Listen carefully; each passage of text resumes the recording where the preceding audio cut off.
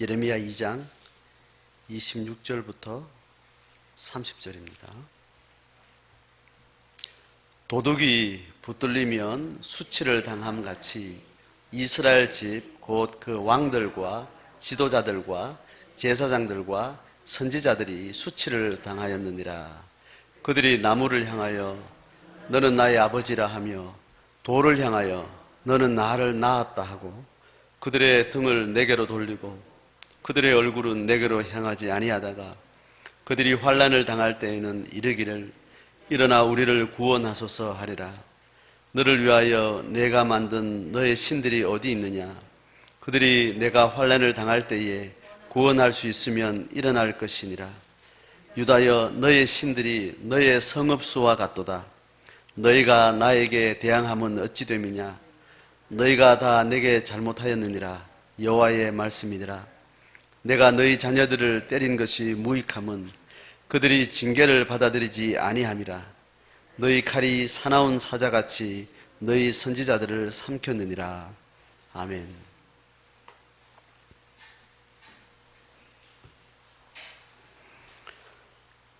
예레미야의 받은 말씀이 계속 이스라엘 백성들을 향해서 선포되고 있는 긴 선언들을 지금 달락달락 잘라서 매주 그 본문에 집중하고 있습니다. 26절에 도둑이 도둑질하다가 붙들려서 수치를 당하는 것처럼 이스라엘 백성들이 지금 맞닥뜨린 재앙이 하나님 앞에 굉장한 수치와 당황스러움과 그들의 정체성을 근본적으로 흔들어 놓는 그런 큰 역사적 위기들을 맞고 있는 거죠. 거기에 대한 하나님의 관점에서 해석을 가져다 주고 있는 것이 이제 선지자들이 하는 일입니다. 어떤 측면에서는 이런 이유로 또 어떤 측면에서는 저런 이유로 동일한 사건을 두고 동일한 문제를 두고 여러 관점에서 이야기할 수 있지만 역사를 운행하신 하나님이 그 주목한 그의 백성들을 향해서 그 백성들이 당한 그 재앙에 너무나 황망한 그들이 평소에 생각하고 이해했던 역사와 삶과 그들의 존재 의미 이런 것들을 완전히 근본적으로 흔들어 놓는 그런 재앙 같은 일을 만났을 때 하나님이 그 제사장 선지자들을 통해서 이 사건은 하나님이 통치하시는 그의 백성들을 향해서 어떠한 의미로 이 사건은 바라봐야 된다라고 이야기를 하는 겁니다. 그래서 도둑이 붙들려서 수치를 당하는 것처럼 이스라엘 백성들이 지금 맞이하는 이 재앙은 근본적으로 자기 수치를 회복하기 위함이다라는 거예요. 도둑이 도둑질하는 것을 이게 나쁜 일인가 봐? 이건 굉장히 부끄러운 일이라 거기에 마음 무게가 있습니까? 아니면 빨리 필요한 돈을 내가 어떻게 해서든지 훔쳐와서 그 돈으로 내가 뭘 하리라. 후자가 더 크게 자기 마음속에 있는 거예요? 전제가 더 크게 마음에 있는 거예요? 후자가 마음에 있는 거예요. 부끄러운 일을 부끄러운 줄 알면 이건 가한 일이다, 불가한 일이다. 이게 자기한테 정확하게 인지가 되고 그 가치가 자기 안에 자연스럽게 세워지면 그 부끄러운 일은 안 하게 되는 거죠. 그런데 그 수치스러운 아무도 없는 또 밤에 들어가서 다른 사람의 물건을 훔쳐오는 이 부끄러운 일이 부끄러운 줄 모르고 부끄러운 줄 모른다기보다는 그 부끄러움을 자각하는 그 감성이 무뎌진 거죠. 그러니까 이 돈이 필요하다. 나는 살아야 되겠다. 난 이렇게 해야 되겠다. 어떤 다른 목적의식이 그의 도둑질의 그 수치스러움을 눈멀게 하는 거죠. 그래서 양심적이고 정상적인 인성을 가진 도둑은 도둑질한 그 중에 붙들리면 심히 부끄러운 줄을 알게 되죠. 모르는 바는 아니었으나 그것을 덮을 만큼 다른 욕구나 다른 목적이 자기 삶을 그렇게 도둑질하게 한 거니까. 그래서 도둑이 수치를 당한다는 것은 우리가 알고 있는 상식선에서 건강한 인격이라면 교도소에 가서 이제 교정이 되죠. 수치를 안 하는 사람은 자기 자신을 잘 목양을 할 수 있습니다. 이스라엘 백성들이 왜 계속해서 반복해서 이방신을 섬기고 그렇게 신앙의 어떤 중심을 다 벗어버리고 계속 갔는가 하면 이게 부끄러운 줄을 모르는 겁니다. 내 안에 자가당착의 모순이 내 속에 있다는 것에 대해서 자각을 하지 못하는 겁니다. 이게 서로 충돌이 일어나는 일들이 동시에 있는데 그건 뭐 별로 중요하지 않다. 여서는 이런 방식으로 저서는 저런 방식으로 상황에 따라서 이렇게도 하고 저렇게도 하고 두 행위가 두 가치가 서로 충돌이 일어나서 한 인격 속에서 한 개념 속에는 도무지 양립할 수 없는 일들이 그냥 그 사람 인격 속에 그냥 일어나는 겁니다. 그래서 여기서 했던 말을 하고 여기서 말이 다른데 이 말을 할 동안 이 말에 대한 책임감은 전혀 없는 거죠. 이 말 할 동안은 이 말한 것에 대한 책임감이 없는 거죠. 서로 다른 말을 틀린 말을 하고 있는데 인격의 자기 일관성을 유지를 하게 되면 자기 안의 모순, 자기 안에 일어나는 충돌에 대해서 그냥 부끄럽게 생각합니다. 참 나는 이건가 저건가 어떨 때는 이러한 인간의 모습으로 어떨 때는 저러한 인간 모습으로 두 인격이 존재하는 자기 자신에 대해서 혼란을 느끼게 돼 있어요. 살아있는 인격이라면 나는 한 사람인데 내 안에 두 인격이 존재하는 것에 대해서 부끄럽게 생각한다. 자기 인격의 무게를 소중하게 가진 사람은 한 입으로 두 말하는 것에 대해서 수치스럽게 생각하고 수치에 대한 감각이 예민함이 많으면 많을수록 그 인격은 굉장히 깊어지고 그 인격은 굉장히 견고해지는 겁니다. 어디 가서든지 부끄러움을 가장 자기 자신한테 어려움으로 느끼고 부끄럽지 않는 삶을 그래서 결국은 그 수치의 감수성이 어디까지 들어가냐면 수치를 감독하는 자가 타자가 아니고 자기 자신 안으로 들어오게 됩니다. 그래서 수치에 대한 감각이 타자의 시각에 두지 않고 자기 안에 가지고 온 사람을 그 사람을 자기 안에 자기 스스로의 수치심을 스스로 관리하는 참된 인격이 되는 겁니다. 자기의 수치심을 스스로 감독할 수 없는 인격은 그건 자기 양심을 팔아먹은 사람이라고 해요. 다른 사람이 니는 이렇게 달랐고 저게 달라 니 틀렸네라고 증명해야만 승복을 하고 그에 대해서 자기가 실토를 하는 남들이 감독해야만 거기에 수긍을 하는 그런 사람은 양심이 화인 맞은 사람이라고 이야기를 하는 거예요. 그래서 혼자 있을 때는 도무지 통제가 안 됩니다. 혼자 은밀하게 보이지 않는 아무도 없는 상황에서는 내 자신의 어떤 도덕성이나 일관성이 전혀 통제가 되지 않는 겁니다. 그래서 혼자 있기 힘드니까 하나님과 함께 하는 거예요. 하나님이란 인격과 교감하면서 내 안의 수치를 하나님을 거울로 삼아서 내 수치를 들여다보게 되는 겁니다. 스스로 책망하고 스스로 부끄러워하면서 스스로 건강한 인격의 내면을 계속해서 돌보게 되는 겁니다. 그래서 누가 뭐라 하지 않아도 내 혼자 내 속에 있는 두 가지 인격으로 인해서 고통스러워하는 겁니다. 내가 나를 고발한 내 양심의 예민함이 나를 굉장히 고통스러워요. 그 고통이 밑바닥을 치고 나는 누구인가? 나는 왜 이런 잘못된 삶을 사는가라는 자기 스스로를 잘 돌보는 사람의 인격과 그 사람의 삶의 양식은 굉장히 견고하고 부유하게 되는 거죠. 기독교 신앙 안에서 골방이라는 개념은 바로 이 이야기를 하는 겁니다. 물리적인 어떤 타자가 없어도 내 골방 안에서 나를 엄격하게 시간의 모든 양을 최대한 수렴해서 죽음 이후에 가서 하나님이라는 그 심판주 앞에서 나를 비춰서 가장 깊고 가장 넓은 시공간의 어떤 전저 위에서 나를 돌아보는 겁니다. 하나님의 심판대 앞에서 결격사유가 될 만한 그런 내 수치심을 스스로 계속 발견해 나가는 사람이니 그 깊이가 얼마나 깊겠습니까? 세상 사람들하고 다르겠죠. 하나님이 이스라엘 백성들에게 그걸 이야기를 하는 겁니다. 너희들이 나무를 향해서 내 아버지다. 돌을 향해서 나를 낳았다. 이렇게 대놓고 살아가고 있는 그 두꺼운 수치심을 잃어버린 그 백성들을 향해서 밖에서부터 그들에게 수치를 하나님께서 강요하는 그런 사건들이 지금 이스라엘 백성들 앞에 벌어진 겁니다.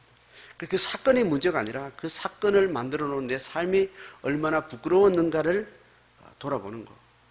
이것이 근본적으로 신앙하는 사람들의 각성의 깊이가 되는 거죠. 내 존재 자체를 근본적으로 뒤집어 엎는 그런 자기 각성과 자기 반성, 이제 이런 것들이 하나님 우리에게 요구하시는 영성인 거죠.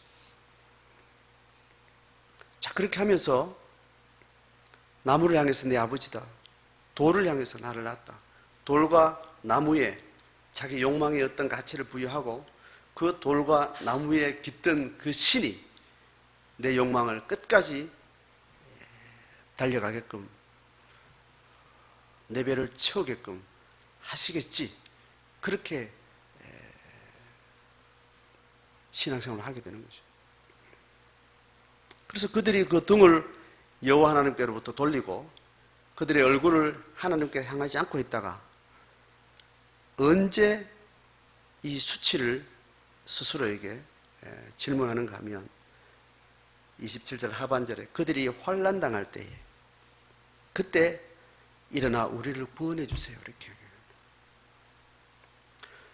가장 초보적인 종교생활, 신앙생활을 하는 사람들이 이런 방식이에요. 여전히 자기 욕망의 관성을 여전히 가지고 있으면서 하나님이라는 신 존재에 대해서 부인하지 못하고 그 신을 맞닥뜨리기를 했는데 여전히 그 하나님이 내 삶과 이 역사를, 이 우주를 통치하시는 그 하나님이 어떤 삶을 살게 하시는지에 대한 분명한 깨달음도 부족하고 거기에 대한 어떤 자기 안에 선한 욕망도 아직 일어나지 않는 상태니까 그렇게 하나님을 만나고도 하나님이 자기를 부르신 것이 사랑이라는 것을 자기가 인정하면서도 자기 살아가는 삶의 관성을 어떻게 할 수 없으니까 그렇게 자기 식대로 살다가 죽겠다는 상황이 생기면 하나님 나 살려주세요. 이렇게 이게 가나안에 정착하고 난 다음에 초기 역사 사사기 시대의 이스라엘 백성들이 아주 초보 상태에서 하나님을 경험했던 그 패턴이에요. 그래서 자기들 식대로 살다가 밖으로부터 재앙이 당하면 하나님 살려주세요. 하나님 우리가 하나님밖에는 이 구원을 바랄 데가 없습니다. 그렇게 하나님이 그들의 마음을 보고 사역자들을 세우고 또 하나님의 계시를 받은 어떤 리더를 통해서 또 신앙의 새로운 각성이 일어나고 각성운동이 다시 일어날 때 그 모든 물리적인 재앙들은 또 해소가 되고 그런 방식으로 그들의 재앙을 넘어서는 계기를 여전히 하나님께 두고 구하는 겁니다. 이거는 신앙의 기반에서 신앙의 각성 때문에 그 재앙이 해결됐어요. 이거는 하나님이 그들의 백성을 통치하는 그 원리 속에 들어가 있는 삶의 방식이기는 해요. 그런데 문제는 뭐냐 하면 여전히 재앙이 지나가면 또 그들이 가던 관성대로 또 성숙한 다음 과정을 담보할 수 없는 패턴이 이 패턴입니다. 또 그렇게 해서 우리를 구원하셔서 그러는 거예요. 기독교가 가르치는 기도는요, 이방 신들이 그 신을 섬기는 사람들한테 요청하는 기도하고 차원이 전혀 달라요. 내용을 말하기 전에 방식에서 차이가 납니다. 이방 신을 추구하는 사람들, 이방신을 섬기는 사람들의 신앙의 방식은 뭐냐면 그냥 살아가다가 문제가 생기면 그 문제를 놓고 기도를 해요. 하나님. 그 문제를 놓고 기도한다는 것도 여러 가지 차원이 있는데 제가 낮은 차원의 이방신이 하는 바죠. 이 문제를 다만 면케해달라고 그렇게 기도를 해요. 이게 이방신을 섬기는 사람들의 기도 패턴입니다. 여호와 하나님의 신은 기도의 중심이 우리의 삶의 현장에 있지 않고 근본적으로 하나님의 계시에 있습니다. 하나님의 계시와 하나님의 경륜의 역사에 분명한 세계관을 우리한테 가르쳐줘서 인간이 만들어가는 삶의 양식이나 삶의 방식이나 가치관, 그 공중것을 잡은 사단이, 귀신이, 이방신들이 우리를 지배하는 방식하고 하나님이 그의 백성을 구원해가는 역사 운행 방식하고 패턴을 명확하게 가르쳐 주신 것이 성경의 계시예요. 그래서 믿은 사람은 어떻게 해서 믿음에서 넘어질 수 있고 믿은 사람은 또 어떻게 자기 죄를 뛰어넘어서 하나님을 향해서 하나님의 부르신 목적에 맞게 살아가는 것이 어떻다는 걸 성경에 정말 다양한 각도로 다양하게 다 가르쳐 놨어요. 그래서 우리가 하나님 앞에 기도할 내용은 하나님이 우리를 구원하셔서 우리를 끌고 가실 하나님 역사의 방향에 선명한 관점을 가지고 그것을 기도하는 거예요. 그래서 내 뜻대로 기도하지 마옵시고 하나님 뜻대로 하옵소서라는 거예요. 이게 큰 전제란 말이죠. 그러니까 지금 일어난 사건, 미래에 나타날 사건들은 늘 새로운 일이지만 그 새로운 일들이, 처음 겪는 일들이 성경에서 이미 과거에도 그랬고 지금도 그렇고 앞으로도 있을 것이라는 것에 대해서 물리적으로 일어나는 어떤 처음 경험하는 사건에 대한 하나님의 해석이나 하나님의 관점은 일반론적으로 성경에서 다 가르쳐주고 있어요. 그래서 그 사건 몇 번 사건마다 그 사건에 대한 해석이 하나님의 말씀을 통해서 분명히 드러나도록 되어 있습니다. 그래서 믿는 자의 기독교 신앙에 하나님의 백성들이 하는 기도는 하나님 뜻이 어떻게 갈지 어떤 식으로 진행될지 명확히 알기 때문에 그 하나님의 소원이 이루어지는 것을 기도하는 거예요. 너희들이 세상 사람들이 이방신들이 인간이 하나님 없이 내 먹고 사는데 바쁜 그런 육체적인 삶의 한계 속에서 살아가는 어떤 긴급한 필요들 사건들 속에 기도하는 것들은 하나님이 다 안다 그랬어요. 구하지 않아도 내가 다 알아서 너희들은 수명을 25년, 어떤 사람은 50년, 어떤 사람은 90년, 그 수명도 하나님의 큰 계획 속에 각자의 분복에 맞게 그 무대의 역할이 어떤 사람은 주인이고 종이고 다양한 역할이 있지만 다 존귀한 하나님의 역사를 표현하고 증언하는 어떤 다양한 은사로서 너희들에게 삶을 허락했다라고 이야기를 하고 있어요.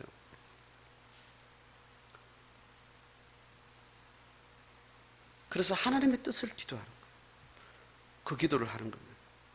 하나님의 뜻을 위해서 늘 기도하는 거예요. 그 기도가 애통하는 기도예요. 또 기도의 내용은 우상을 섬기는 자의 기도는 늘 기도가 내가 당면한 내 사건을 놓고 기도하는 거예요. 그런데 하나님의 목적으로서 기도하는 사람은 내가 만난 내 재앙이 아니라 타자들이 경험하고 있는 재앙과 그들의 눈물과 그들의 한숨을 기도하는 거예요. 그들의 고통을 기도해달라. 하나님도 우리한테 부탁하죠. 하나님 스스로 안 하시고 그랬기 때문에. 육신을 입고 있는 피조 세계가 겪고 있는 그 재앙의 아픔은 내가 근본적으로 해결하는 이 구원 역사를 이루어가지만 그들이 그때그때 순간순간 시공간 안에서 당하는 고통은 누군가 기도해줘야 내가 도울 거야 라고 부른 백성들하고 동력하기로 하나님이 작정을 하셨기 때문에 먼저 구원 얻은 자들은 너들은 이제 하나님 앞에 기도하는 삶을 살아라.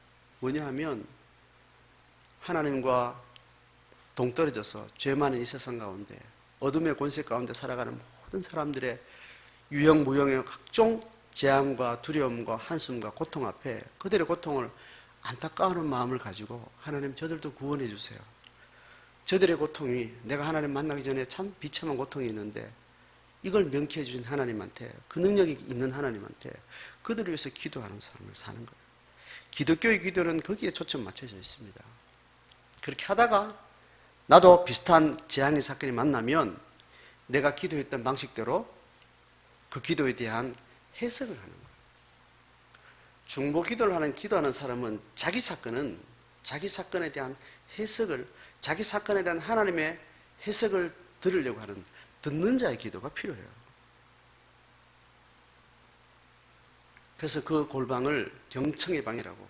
하나님이 분명히 이 사건은 내한테 있는 재앙은 목적이 있는데, 뜻이 있는데, 그게 내한테는 잘 안 보이는, 너무 갑작스럽게 당하니까. 하나님의 뜻이 뭔지 내가 잘 들을 수 있는 귀를 가지고 하나님 듣겠습니다. 이 재앙이 무슨 일이에요? 이 재앙은 반드시 근본적인 저주가 아닌 것은 내가 확실히 아는데 이 재앙을 내가 어떻게 해석하고 어떻게 통과해야 될까요? 하나님께 묻는 거예요. 그러면 여러 가지 측면에서 그 재앙을 통해서 네가 부족했던 것이 뭐고, 이걸 통해서 내가 너를 어떻게 쓰기를 원하고, 이걸 통해서 너는 어떤 신앙의 태도를 가지고 이런 결정을 하고, 관점을 이렇게 바꿔보기도 하고, 이 일로 인해서 다른 사람이 이해할 수도 있고, 다양한 그 상황에 맞는 하나님의 내 재앙을 통해서, 나의 어려운 사건들을 통해서 하나님이 이를 드러내려고 하는 어떤 뜻을 구하고 그걸 듣는 거예요.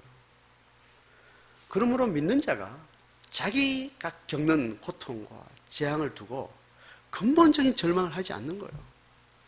근원적으로 근본적인 절망은 없는 사람들이 중보기도를 하는 것 아니겠어요? 그 기도는 내 심령 가운데 그들의 고통을 아파하는 마음, 애통하는 마음으로 누군가를 위해서 기도하던 사람. 그런 기도가 기본 삶의 가치에 방향이 잡혀지지 않는 상태에서 내가 만난 환난을 해서 구원하소서 할 때 이거는 철저하게 이 구원을 하나님 면케해 주세요.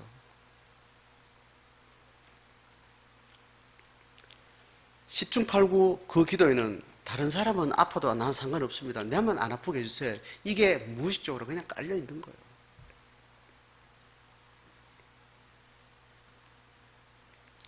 다른 사람의 고통에 내 마음을 두지 않는 사람은 그 전제가 다른 사람 아프면 내가 알 바 아니에요. 이 고백이에요. 그건 내가 문장으로 말하고 인식으로 내가 센텐스로 딱 하나씩 선언하는 건 아니지만 내 감성 자체가, 내 인격 자체가 그렇다는 거예요. 하나님 앞에.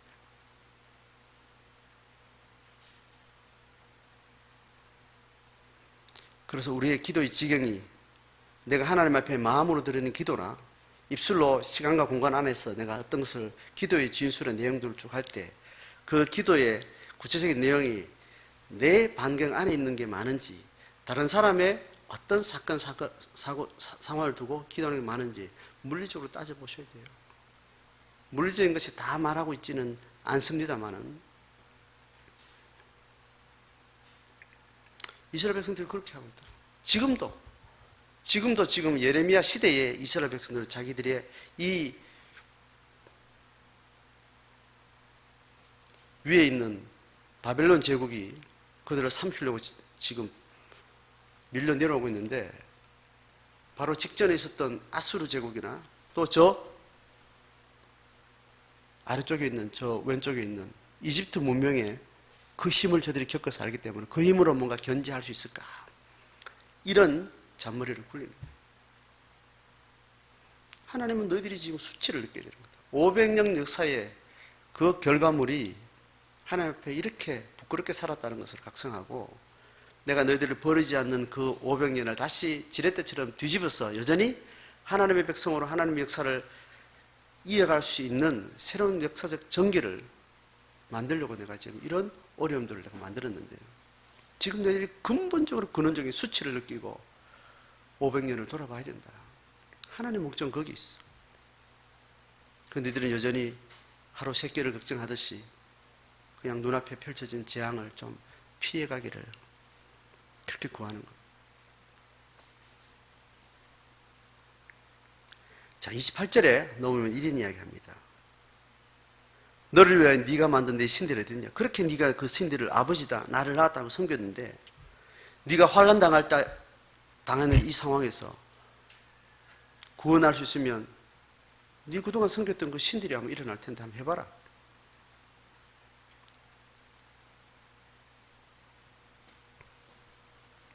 자, 마지막에 이렇게 이야기합니다.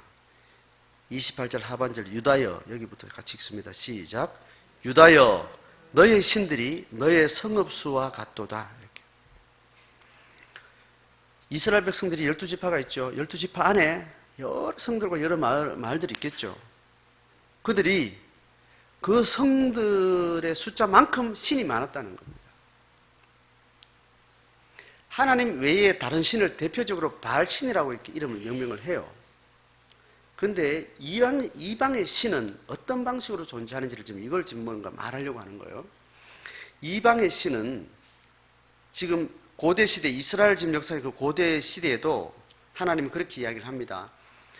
이스라엘 백성들이 섬기던 신이 여호와 하나, 야훼 하나님인데 각 부족들, 각 이해 집단 간에 그 부족들 또 도성의 한 작은 국가가 됐든지 여러 도시 국가가 됐든지 어쨌든 인류 집단이 계속해서 이렇게 작은 사회가 점점 커지는 어떤 그런 경쟁의 과정 가운데 그들의 운명을 결정하는 그 모든 결정권은 자기 육신의 한계를 넘어서 있다는 인식을 늘 하는 겁니다.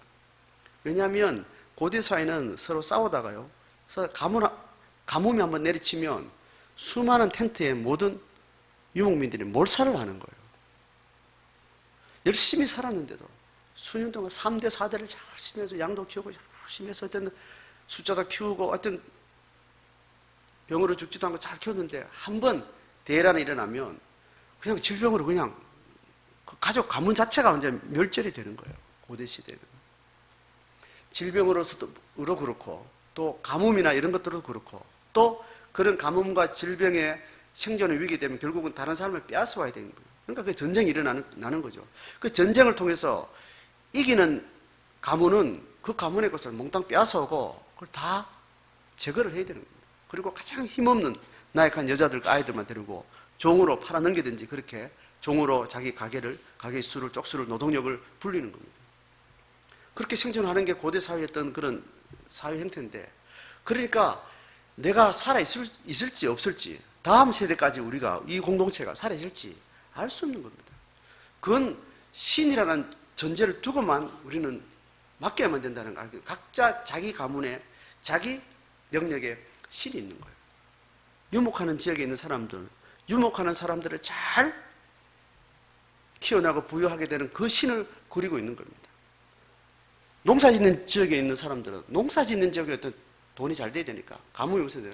그와 관련된 방식의 신을 만들어서 그 신을 자꾸 이야기를 하는 거죠.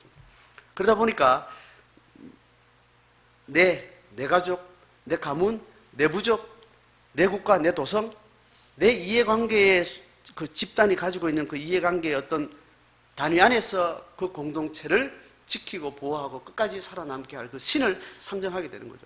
그렇게 여러 신들이 만들어지는 겁니다. 그 중에 가나안 일대 전체, 농경사회 전체를 지배하는 그 탁월한 신이 바로 바알신으로 살아남아서 그 지역에 지금 그렇게 지배를 하고 있었던 겁니다. 그러니까 바알신을 같이 섬기고 농도 있지만 연마을도 바알신을 섬기고 나도 바알신을 섬기면 바알신을 같이 섬겨서 같이 농사에 부유함을 추구했던 사람들이 그 신을 달래면서 그렇게 제사를 지내고 종교행위를 하면서 그 신을 섬기고 그 신이 우리를 지켜주고 우리를 지키는 신이 짱이다 이렇게 했을 거 아니에요, 그죠?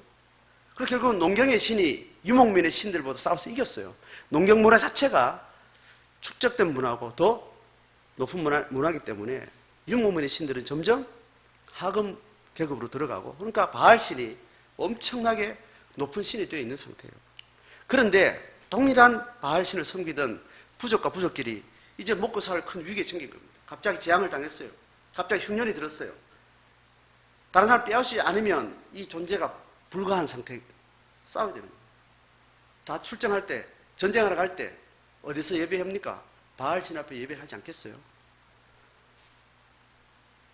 그럼 같은 바알신이 서로 싸워서 그들의 민족을 지켰는데 같은 바알신을 섬기는 그 민족끼리 싸우게 되면 누가 입장 난처하게 됐어요? 그 바알신이 굉장히 입장 난처하게 된 거예요. 다 그들 통해서 얻어먹고 제사받고 해가지고 보호해줬는데 자기들끼리 싸우니까 바알신이 굉장히 난처해진 겁니다. 이 사태를 가지고 너희 신들이 너희 성읍의 숫자가 만큼 있다는 거예요. 자, 그러니까 문화와 가치 영역으로 들어가게 되면, 이해관계로 들어가면 신이라는 것은 어떤 신학을 가졌느냐 중요하지 않습니다. 그 신의 이름으로 내가 어떤 이기적 집단을 형성하고 있고 어떤 이해관계 속에 있느냐 할 때 각각 서로 다른 신인 거예요. 신이 많다는 것은 그들을 다스리고 통치하시는 신이 다 잘게 이해관계 속에 쪼개져 있다는 거예요.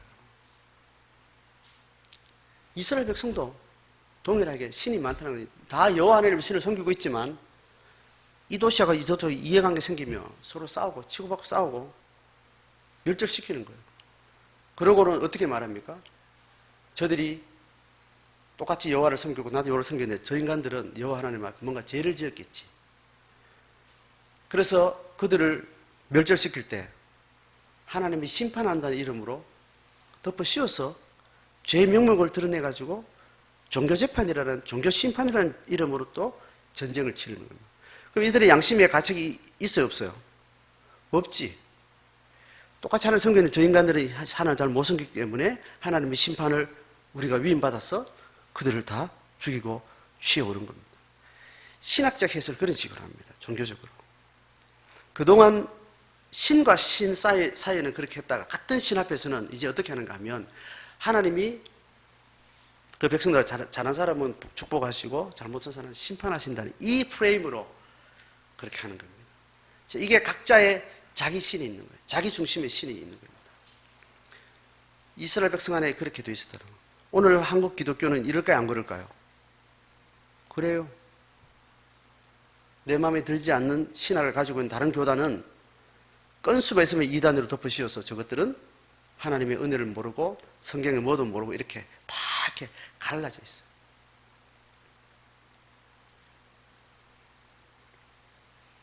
자기 이해관계 숫자만큼 자기 신이 존재하는 거죠. 한국교회는 여러 교단들의 신학으로 인해서 그렇게 갈라져 있습니다. 서로 한 하나님 밑에 한 신앙으로 서 있지 않아요. 부교와 신교도 그 전통으로 그렇게 여전히 있어서 불교보다 캐톨릭을 더 싫어하고 다른 이방 종교인들보다 같은 교단 있지 않고 같은 신학적 해석이나 같은 신학계열이 있지 않은 것에 대해서 더 정죄하고 이단이라는 조금만 더 그르친 임계점이 딱 넘어가면 바로 파문을 합니다. 자기 이름으로. 하나님 너를 버리셨다라고 심판하고 공권력이 주어지는 시대에서는요 바로 칼부림에서 목을 치고 이렇게 했다고요. 예수 믿는 사람이 예수 믿는 사람한테. 이게 종교 안에 있는 종교가 비틀어질 때는 무서운 사건들이에요.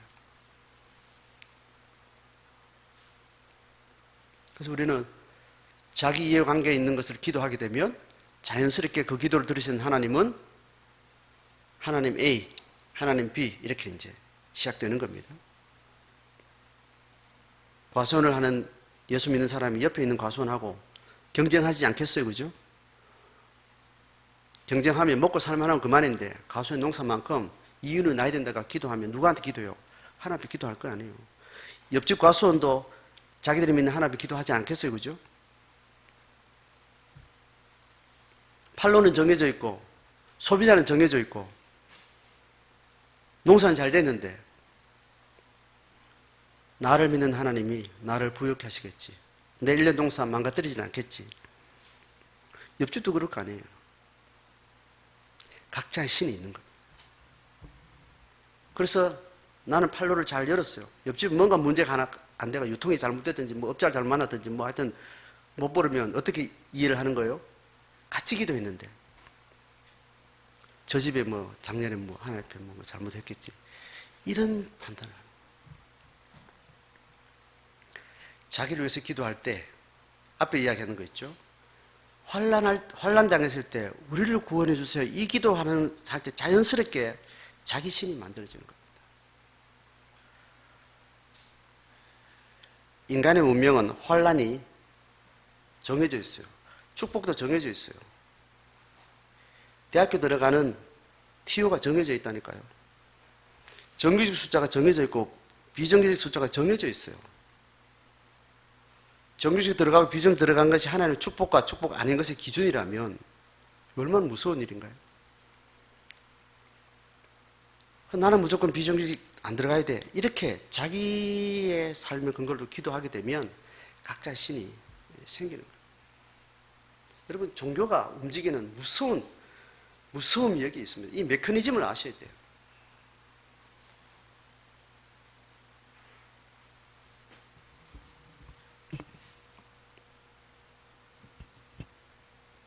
저는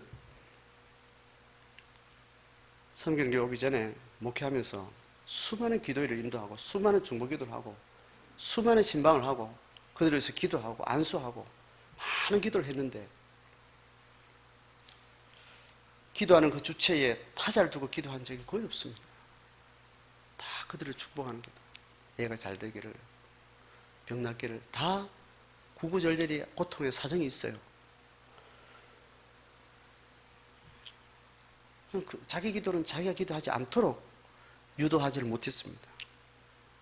자기의 지향은 하나님의 분복으로 자족할 수 있는 하나님의 은혜를 집중할 수 있도록 영적으로 지도하지 못했어요.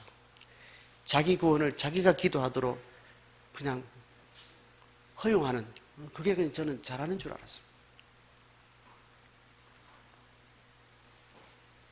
예레미야가 얘기하는 수많은 재앙 이야기를 할 때, 왕들과 지도자, 제사장, 선지자들의 이야기할 때 저는 대부분의 시간을 그런 방향으로 하나님을 섬기고 그런 방향으로 기도하고 그런 방향으로 하나님의 축복을 이야기하던 그 패턴에 저는 대부분의 시간들을 가졌습니다. 그렇지 않는 하나님에 대해서 알고 있었음에도 불구하고 이것이 그렇게 삐뚤어질 수 있고 그렇게 교회가 근본적인 하나님의 나라의 사건에서 왜곡될 수 있다는 것에 대해서 저는 잘 몰랐습니다. 작은 교회에 와서 밑바닥부터 작은 교회에 와서 이렇게 목회를 하면서 절절하게 지내보니까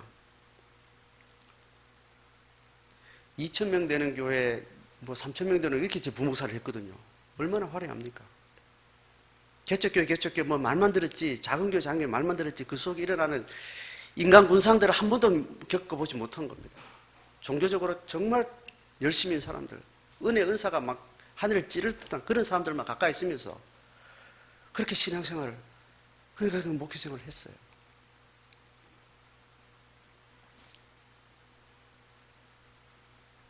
기독교가 커지면 이 한국 사회가 좋아질 줄 알았다. 기독교인이 많아지면 한국 사회가 좋아질, 기독교인들이 부자가 되면 한국 사회가 건강해질 줄 알았다. 심각한 착각을 하고 저는 대부분의 시간들을 그렇게 하나님 받은 순수한 신앙을 그냥 그렇게 복무했어요.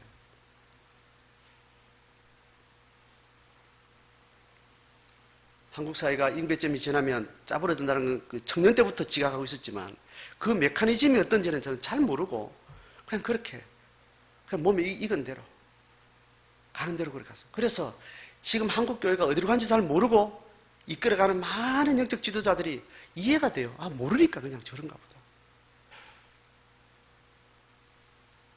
작은 교회 와서 전혀 부목사로 있는 그 교회하고 패턴과 어떤 상황이 전혀 다른 교회에 와서 이 긴 시간을 제가 있어 보면서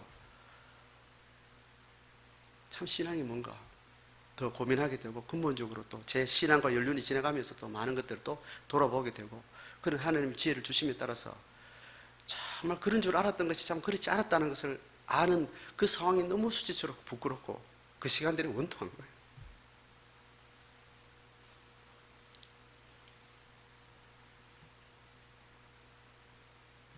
자, 29절 봅니다. 너희가 나에게 대항하면 어찌 되느냐? 너희가 다 내게 잘못하였느니라. 여호와의 말씀이니라. 30절 같이 읽습니다. 내가 너희 자녀들을 때린 것이 무익함은 그들이 징계를 받아들이지 아니함이라. 사나운 사자같이 너희 선지자들을 삼켰느니라. 자, 보세요. 수치를 고발하고 있는 선지자들을 그들이 듣고 각성을 해야 되는데 그들을 사나운 사자처럼 칼로 그들을 죽이고 핍박을 한 겁니다. 뭔 마른 하늘에 엉뚱한 소리를 하냐라고 그렇게 핍박을 한 거죠. 하나님 이렇게 말합니다. 자녀들을 때린 것이 이게 무익하다. 하나님이 재앙을 줬는데 그 재앙을 바알적으로 기도하는 사람을 보면 하나님 참 무익하다.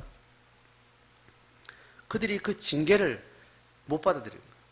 징계를 통해서 어떤 재앙을 통해서 하나님의 징계로 받아들여야 되는데 재앙을 통해서 아까 이야기한 것처럼 바알적인 기도를 하는 거예요. 아, 나만 보고 살았구나. 내만 보고 살았구나. 재앙을 겪으면서 나만 재앙을 겪는 게 아니고 저 사람도 재앙을 겪는데 저 사람의 고통을 왜 몰랐던 거. 그렇게 자기 재앙을 하나님의 징계로 하나님의 깨달음의 지혜의 기회로 받아들이지 못하죠. 그래서 하나님이 무익한 거예요. 하나님의 그 징계 자체가 참 무익하다. 깨어있는 백성들은 모든 고난의 상황을 하나님의 매질로 받아들인 겁니다.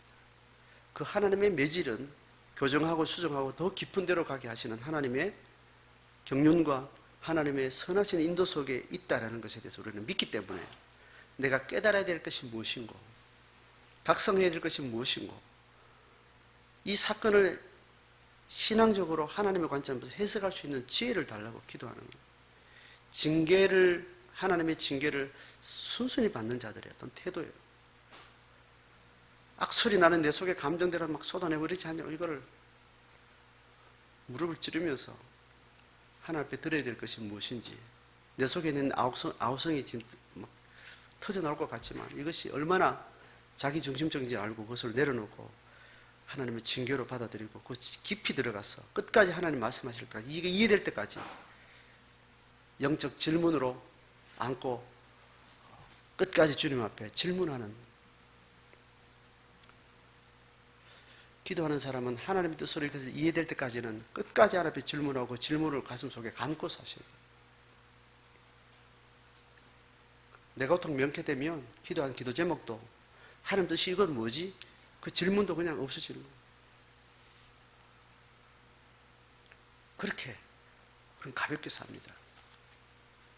코로나 사태가 왜 왔는지 각 성도는 기독교 공동체는 이 코로나 사태를 하나님의 경륜의 관점에서 해석하고 이해하고 여기에 대해서 반응을 하나님의 백성들만이 할 수 있는 반응이 필요해요. 하나님의 자연세계의 자연질서, 창조세계의 자연질서와 관계되는 현상이기 때문에 하나님의 창조신앙의 관점에서 그렇게 이 사태를 깊게 묵상하고 정리하고 해오지 않았어요. 기독교는. 개신교는 그렇게 안 해왔습니다. 그런데 캐톨릭은 그들의 신학에서 오랜 시간 전부터 인류 문명의 한계 상황에 대해서 신학적 해석을 오랫동안 연구를 해오고 거기에 대한 새로운 길들을 찾기 위해서 많은 시간들을 가져왔습니다.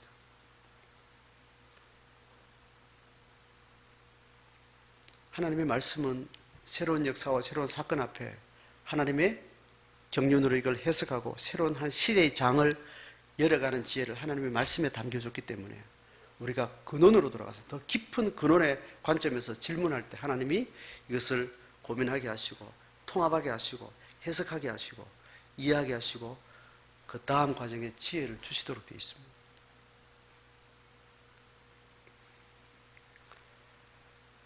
하나님이 주신 징계가 하나님의 교회에 징계로 받아들여져서 하나님 없는 사람은 도무지 상상할 수 없는 새로운 창조적인 사고와 새로운 해석과 새로운 지혜를 가지고 이 세상을 구원해 줘야 될 그 소명이 하나님의 백성들에게 있습니다. 자, 그런 마음으로 더 많은 시간 이 시대가 잠시 왔다 지나가더라도 또 올 거예요. 이런 현상은 유사한 것을 계속 반복될 거예요. 하나님 앞에 그런 기도하고 긴 시간 동안 기독교 공동체는 여기에 대한 지혜를 모아야 되겠습니다. 자, 그런 마음으로 오늘 예레미야가 말하고 있는 몇 가지 진술의 단서들을 놓고 우리가 어떻게 살고 있는지, 우리가 어떻게 살아왔는지, 또 우리가 당면한 집단이, 국가가, 사회가 겪는 사건 외에 개인이 당하는 모든 사건, 상황 속에 하나님의 지혜를 구하는, 그래서 중보하는, 하나님의 경륜에 부합한 삶에 한 걸음 더 진입하는 그런 삶으로 나아갈 수 있기를 주의 이름으로 축복합니다.